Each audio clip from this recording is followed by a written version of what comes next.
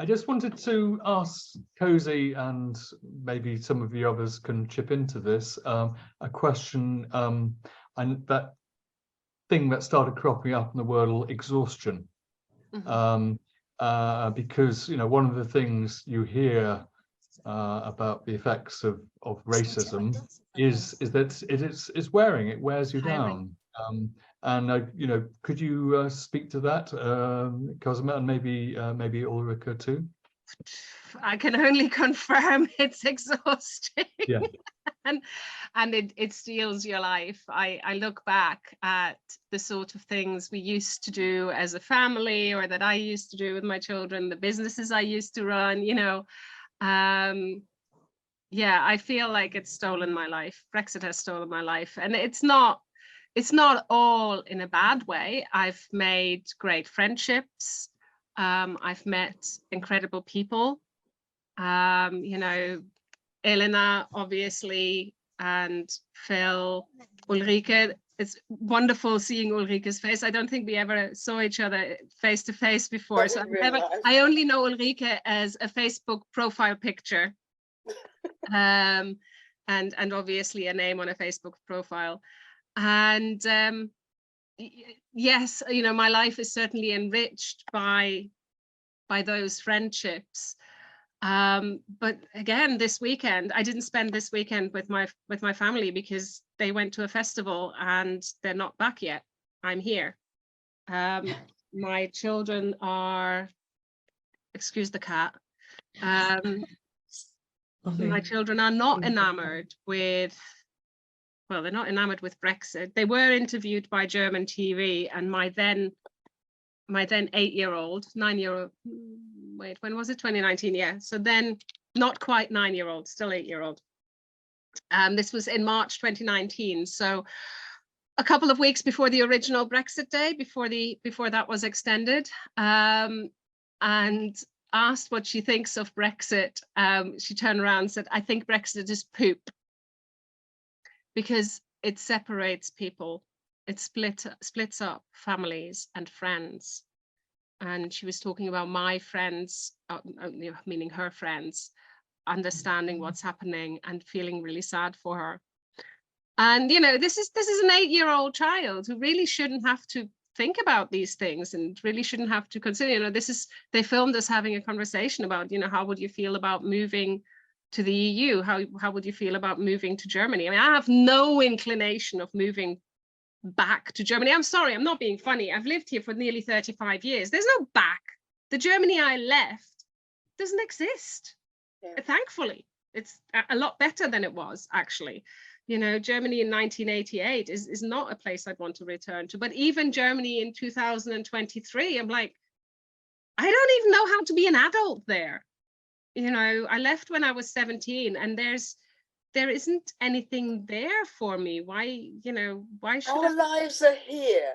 Exactly. Yeah. And I never envisaged to live my whole life and get old in the UK either. I was always just traveling through on my way to Greece, but it just never quite happened. Yeah. You know, that next move to Greece never quite happened. And in the meantime, you know, I met the Scottish boy and brought him here, and, you know, kids, job, family, life, you know, as John Lennon so nicely put it, life is what happens to you while you're busy making other plans.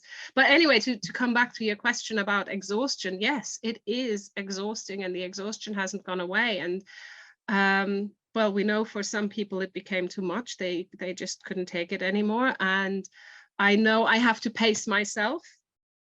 I have to be quite careful about not saying yes to every possible speaking engagement. But then by the same token, I want to say yes at every opportunity, because it's important to me that we stand up for our convictions. It's important to me that we shout out. And if I get the opportunity, if I'm given a platform, then I will grab it with both hands. But by the same token, I'm knackered. So yeah, I realize, Gavin, it's not much of an answer, but anyway, Ulrike, you've well, got I mean, all I can say is I live in a relative bubble, almost like you, but in Oxford. And but on the other hand, there are still quite a few leave leave voting people here, but even the Remain voting people, sort of, after it happens, it's over and it's done with. Let's just get on with it. Oh, the reluctant The Remainers. constant need to explain now to some of my friends that I'm still upset, I'm still depressed, I still don't understand why I'm being rejected and why you would reject other people and even your own people. And it is so draining to sort of constantly try and make sense of it. I mean, I managed to get my two sons to reapply for their German passports, so they have both British and German passports, but their children don't. So my grandchildren, there will come a point when they might want to travel or live somewhere else, and they find, oh no, I can't do that because some expletive person voted us out. They've removed our freedom, and this is the upsetting thing, that people still don't understand. That they've cut their own limbs off. They've voted to restrict themselves rather than just foreigners. And now the latest narrative is everything will be solved if we leave the European Convention on Human Rights. I mean, I thought they had left, I thought they'd left quite recently. No, we're still part of it, yeah? Still part of the convention, yes. Oh, good. And actually, as part of the withdrawal agreement, the European Court of Justice still has oversight until 2028, I think, if memory serves. But that's really, and this is something that's why this is a reason why it's important that if there are any problems with the withdrawal agreement, or if people find any problems, they need to litigate now, because in 2028 it'll be too late. And some of the problems we don't know what they're going to be yet. I mean, one of the issues is if somebody has a newborn child, and wants and needs to make an application under the EU settlement scheme for this child. So let's say because they have pre-settled status. If you have pre-settled status, the child isn't automatically British if they're born in the UK. If you have settled status, then the child is automatically British. So you need to make an EUSS application for your child. In order to make that EUSS application, you need a passport for the child. In order to get the passport for the child, obviously, you have to fill in the relevant forms with the embassy. Depending on which country is your country of origin, you might have to travel to London. You might have to travel to London with both parents, or at least both parents that are mentioned on the birth certificate. There's a cost involved, there's administration involved, and you have to do all of that within 90 days. So the application for the child under the EU settlement scheme has to be done before the child is 3 months old. Now, I didn't hang about with the German passports for my kids. I made a point of getting them as quickly as I could, and they were both 6 months old before they had passports. So I don't know how anybody, I mean, I've seen people, and sometimes they get emergency passports or short temporary passports issued just to make the application with, but it's real stress. And I'm sorry, if you've had a C-section and a newborn baby, you're not doing anything for 6 weeks. So there goes half the time already. And then you've got other priorities, keeping that baby fed for starters. Breastfeeding isn't always easy. And it's like there are so many more important things than getting a passport for a newborn in order to make this application. In some countries also, they have to register with they have a citizens born abroad type register. So the Irish have it, the Italians, the Spanish, and in some cases you have to have been abroad, or the baby has to be 6 months old. I know there were some issues with Italy, that you could only register after being there for 6 months. So I did have one client affected by this because they'd only moved to the UK like 3 months before the baby was born, so they couldn't register, and then the baby couldn't be register until afterwards. Now, obviously, that's a moot point now, because everybody who is eligible under the EUSS had to be here before the end of 2020. So that specific situation can't happen anymore. But still, the problem remains that, you know, by definition, I don't know what percentage, but probably 80 or 90% of babies' applications are made, late applications are made after the 3-month deadline. And we don't know how that's going to affect them later on. If they want to naturalize later on, will the Home Office, you know, make that an issue? Oh, you were in violation of immigration rules for 10 days when you were 3 months old. We don't know. It sounds crazy, but then that's sobering.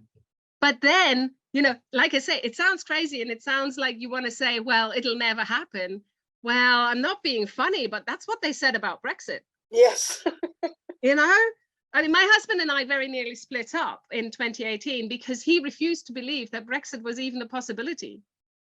He thought I was wasting my time with the In Limbo project. I was spending a lot of time on the In Limbo project, and that was mostly in the background at that time. That was, I mean, I didn't really go out into public until late 2017 and like October 2017, January 2018, and then it kind of really took off in the summer of 2018, August. So I didn't do much until the second book came out, and then I went, right, to hell with it. What comfort zone? Comfort zone, my comfort zone, yeah, bye. Left that behind. But what was I saying? It's, you know, it does separate families and couples, and like I say, my husband was like, I don't believe Brexit is ever going to happen, so why are you spending so much time on this? You're wasting your time. And then in autumn 2018 he broke down, and you know, first he asked whether I was having an affair. I said, no, I wish I had time for it, I'm a bit too busy making speeches. And then he said, I'm really sorry, I just didn't think it was possible. And now I realize that actually this is coming. I said, that's what I've been telling you. You know, if we do nothing, Brexit will happen. So we have to. I didn't think it would actually be put into practice, you know. And I mean, I remember going to vote, you know, do I want to leave Britain, leave Europe? It's like, no. So I went and voted locally in Little Tent. And I remember the day that it was announced, the Friday morning, you know, I was going off to a women's retreat weekend down in Eastbourne, getting ready to go. And it was like I switched on the radio, please don't let it have happened, you know, and of course it had happened. And I really didn't think it would. I thought that not enough people were stupid enough to vote for that. And, you know, who's to say that I mean, sure, it must have been fixed. It must have been rigged. You know, there was a load of dark money surrounding it, etc. And I shouldn't go there, but you know, it's just criminal. It's a whole criminal thing. Yeah. And you know, it's no what's the word? Coincidence. Can't speak. It's no coincidence that Trump got into power the same year. You know, and it's very difficult to keep back the tears. You know, just a mess of everything. And it's when does it stop? You know. I mean, you read that big long thread. You know, I know you contributed and read that big thread, and I hope I did it in some way justice, because it was far too long to read out everything, and I ended up just taking individual words and fragments of sentences and try to summarize them, because there is so much, and there's still such a strength of feeling and still so much sadness. And I get quite angry when I hear people talking about the economic impacts of Brexit, because next to the they just it's in the press, isn't about it. It's the one thing that they focus on rather than people's well-being, people's mental health, you know, and how it's affecting all the generations. Yeah. You know, I mean, I'm getting older now, but I mean, I'm getting on, but you know, I didn't want this to happen, and I didn't vote for it to happen. And I voted, what was it, 1974, to go into the European community. And it's great, you know, that to be able to travel freely. And now I can't really do that anymore. I'm applying for a new passport soon, and I have to get this fucking awful blue British passport. It's like, I'm going to get a cover for it if I can, you know, it can be, I don't know, Martian or something, but it's that I'm just death so by furious. 1,000 paper cuts thing, isn't it? It's yet another indignation. It's yet another tiny little needle. Yes. Yeah, it is. Every just time you hold your dig, passport, dig. instead of being a source of pride, you're going to be reminded of that Yeah. assault on your identity. You know, Really. I mean, And here is my beautiful European one, which is, it has another year left on it, you know, but they're not going to give me that, bastards. It's I feel you, sister. I just think without in limbo and without the group, it would be, you know, a lot of people would feel very, very lost and kind of left to sort of paddle by themselves without a paddle, actually, you know. And it's, yeah, I mean, it's changed my life completely. I mean, I've even been homeless, you know. I came back from Germany and I couldn't come back to my flat because my landlord, who is my brother, had re-rented it because for more money. Well, you were paying under the market rates, he said. So I had to register as homeless, and I was staying in a hotel in Whitley Bay for several months, and then finally got some work, and because I came back to Britain to try and find work because I couldn't find any work in Hamburg. And so there I was, kind of paddling around thinking, what do I do now? I hadn't sort of bargained for this, you know. So it's like, I just want to just bash all their heads together because they just don't care, you know. They think everything is a huge joke. I mean, when you look at Johnson's face and Farage and the whole bloody horrible lot of them, you know, I don't wish them ill, but I just wish them out of our bloody way, you know, and leave us alone. Let people get on with their lives instead of trying to sort of put everybody into a category. Oh, you come from this country, therefore you can't do that. You've been out of the country for this length of time, therefore you're not entitled to this. You know, it just goes on and on and on. And I just get so furious, I could just explode, you know. So I don't know. I'm going to have to. I'm in lovely Newcastle, and the lovely Newcastle people are lovely, but a lot of them, on the whole, voted for Brexit. And they're all a bit puzzled by why anybody would want to travel and live in another country. You know, it's like, well, hang on, people have been doing it for centuries. Which is, I mean, the Northeast, for God's sake, they're all descendants of Vikings. How do you think they got there? Yeah, yeah. I mean, you know, I'm descended from Moroccan Jewish immigrant who came over from Morocco to escape being sort of targeted by the local people, you know, because the Jews didn't feel very safe. They'd obviously come, you know, they'd been thrown out of Spain or Portugal, and he ended up in London. And I've actually been in the house where he lived in Bethnal Green. And when I think about him and, you know, what did you leave behind and what was it like? But there was a big sort of community from North Africa in Bethnal Green and that kind of area. So, yeah. I feel quite proud of that, you know. I'm Welsh on one side, English and a bit Moroccan, etc. on the other side. So I like that diversity. We should be proud of it. Mm-hmm.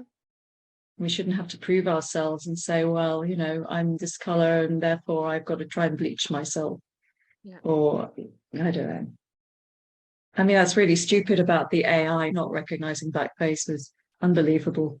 So prejudicial. Sorry, I stopped talking.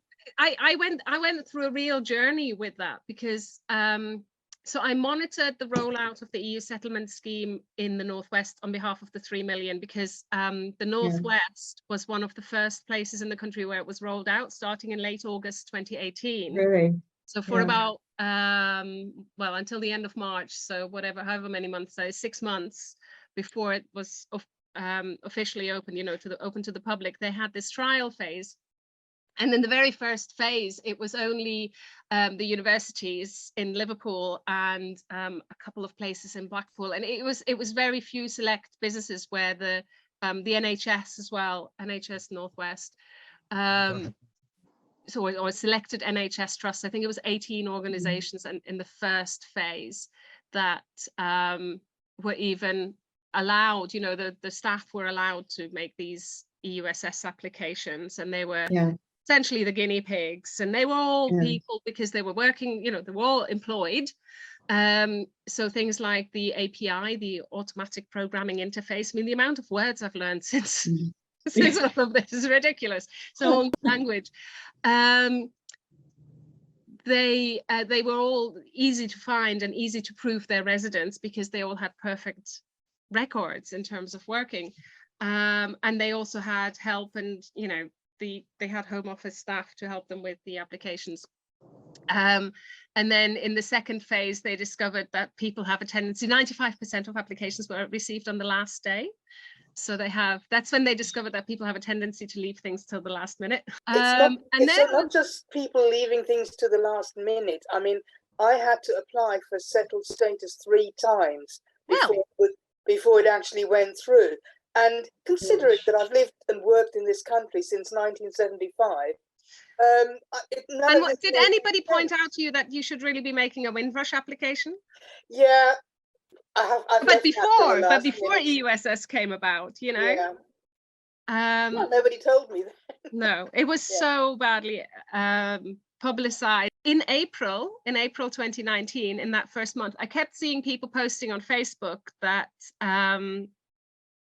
basically they're asking all Black people to send their passports. And at the time, I was really almost defensive. Well, not just almost, I was defending the Home Office. I was saying, come on, no, there are laws about that. We have the Equality Act, don't be silly. That would be out and out racist. No, that's not true. That can't be right. It's a glitch. It's, something went wrong somewhere. And then in June 2019, I started working for one of the grant-funded organizations to help EU citizens in very specific vulnerability categories, mine. So the Home Office was quite restrictive in who we were allowed to help. And that's when I discovered that the system did indeed not work with Black people, with Black skin tones. And the lady she was a volunteer, she still is actually, the lady who trained me, she had bought this flashlight, this crazy, really strong flashlight. So all her Black clients, she had practically blinded them, kids and everything. She had these she had to get a 2-year-old to stand without anybody holding them, because you're not allowed to have anybody else visible in the picture, blah, blah, blah. The same as with passport pictures. And it's just, Jesus wept. You call this an easy system? You call this straightforward? Really? I mean, I've got another client whose child is blind and has a facial deformation. Her photo wasn't accepted, so we had to get a doctor's note to explain why this picture looks weird. She can't open her eyes. She's blind, for God's sake. Because the AI says your eyes must be open. Another client who was a victim of an acid attack many years ago, and she has facial scars. Now, this girl, I swear to God, I have never known anybody to do camouflage makeup like it. You would never know it. I saw the photo and I would never have known. I'd spoken to her via video call, and she's a beautiful girl. But when you look at the photo she submitted with her application, there's a little reflection up on the forehead. And that's where the light was reflecting from some scar tissue. And the Home Office rejected that photo. Oh, really? God. Now, it's the inhumanity, Exactly. I didn't start thinking about citizens' rights or Northern Ireland until after the referendum. And I began to wonder, just how big an issue is this? Because I began to realise that this is a huge issue, because it involves, for both EU nationals in the UK and British in the rest of the EU, it means the complete uprooting of the entire legal basis upon which they have built their lives for decades. And I'm embarrassed to see that lots of Brits have just failed to consider this. And so I'm ashamed. But that said, Phil, don't forget, Vote Leave promised that there would be no change for EU citizens. Remember the big poster from the 1st of June 2016? Yes, we were told that at Pulse of Europe in High Wycombe Town Centre. Axel Antony told us that his own parents-in-law based their choice in the referendum on that promise. Yep. They said, Axel, don't worry, it'll be fine. Johnson said, Gove said. Yep. They put their names to it. One of my uncles voted as well because he was taken in by that lie about the hospitals, you know. And my two cousins, the two brothers, they have not let him forget it, you know. And on Brexit Day, on the 31st of January 2020, I was interviewed in the morning by the local radio, you know, Radio City, which was quite funny, really, because I thoroughly enjoyed it, because the presenter is one that I used to listen to when I was a student at university. So I used to wake up to Snelly in the morning many years ago, and for many years. So to be interviewed by him was really cool. And then they called me again later in the day and said, oh, listen, you know, are we okay to call you again just before 11, because the deadline was at 11 o'clock and membership officially ended at 11 p.m. And can we call you about 10:30? And I kind of went, well, I'll be out having dinner in a very nice Greek restaurant, but, you know, you give me a call, sure.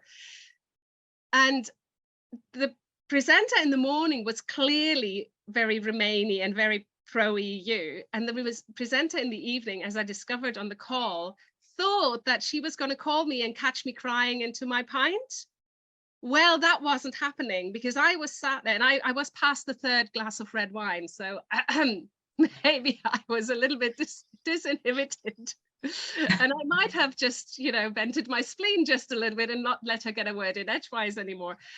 And I said to her, no, we are celebrating EU membership until the very last minute. And I'm sitting here with an Italian, his Brazilian-Italian wife, my Greek-American friend with her British husband, her Greek-British children, my Scottish husband, and our British-German children. And the one person I'm feeling sorry for is my daughter's best friend, who is British and doesn't have an Irish grandparent and is British only. And she's 12 years old, and her future opportunities have been taken away from her. Yeah. She can't go and work in a chalet for 6 months when she's 18. She can't go work her way around Europe. She can't go Eurorailing for 6 months like we could. She can't just go to another university like we could, like I did. And that, yes, not on the same basis. That's right, because exactly. the ski chalet job has to be offered to French and EU before it can be offered to anyone else. Yeah. So it's still possible, but you have to wait, and you're the afterthought. Yeah. At the back of the queue, absolutely. So it's you're disadvantaged. The UK in Europe have got no support from government UK. In fact, they've stopped all the funding to all the embassies and what have you. Oh, the embassies as well. Yes, yeah, that stopped. So we've lost. I mean, I remember when British in Europe folded because they were not getting any funding from the British government, and I thought then that broke my heart. I look after computers for a family who live in Bucks, and they've got a son who's dancing with the Polish National Ballet, and he's been in Poland for some years now. He's just starting his career. And as a disadvantaged Brit without freedom of movement, will it affect him? As far as I know, he has not yet acquired Polish nationality. Yes, of course. He hasn't got Polish citizenship yet. Will he be impacted? Recent times, the company have been kept in by COVID, so they were all doing their dance practice on a mat. Will it mean that? Will he be dropped? Yes, because if he hasn't got residence here in Poland, you can only be there 90 days. Well, he'll have residence in Poland if he's employed by the National Ballet, I dare say. He should so. Full time. But he'll be landlocked, won't he? Yep. Yes, because you can't. You know, he doesn't have a work permit for the other EU countries like all his Polish colleagues. So unless, you know, and that is a consideration, you know, but employers, when you're putting together a European tour for a ballet company, you do think about, okay, can we take this person? If they're just in the corps de ballet, no chance. If they're a protagonist, if they're a prima ballerina, okay, maybe you will try and get them the relevant visa at great cost and so on. I mean, is it fair how third country nationals are being treated by the EU in general? I think there is actually a conversation to be had within the EU. But that's what the UK, you know, this is not changed. This is what third country nationals were treated like before Brexit, and the UK knowingly went and inflicted that on themselves. Actually, if you look at it, the UK helped work rights for third country rules. Yeah, of course it I did. mean, we have cases here, one case in particular, of an English girl. Her mother has lived here 20 years. She's had a stroke, nobody to look after her. Her daughter couldn't come over and look after her, so she's had to take her back to the UK. Another one, I don't know if you saw it, was in Sweden, I think. Yeah, the lady with dementia who was being threatened. We've got with several people that are in homes that haven't renewed their passports. Denmark as well. Yeah, I mean, Spain's actually turning a blind eye at the moment, but it's shocking, absolutely shocking. It seems at the moment that the UK is still not yet understood. It's beginning to understand what it means to be a non-EU country, non-EU, non-Schengen country. They're still not yet understood what it is like to be a non-EU, non-Schengen country, let alone understanding why it's like this. And it's really wretched. You know, I'll tell you a story about stains upon Thames. Because for an experiment, I stood there with the Euro flag to see how people would react in the town centre. Was that the first time? The last time I did this, I got attention from a man called Matty from Ireland. Said he came from Longford. And he said that he's in his 20s and working around continental Europe. And he said all the Brits I'm meeting of my own age, also working around Europe, they have all become experts on visas. And I don't have to think about it. But I noticed now, because they're disadvantaged and I'm not. And he said that the last time he came from France to England, on departing France, the border police said, "Hello, what's this? You've overstayed your 90 days. What do you think you're doing? Why have you overstayed?" And he said, "Oh, sorry, wrong passport," and produced his Irish passport. And the man said, "Oh, that's okay, on you go then."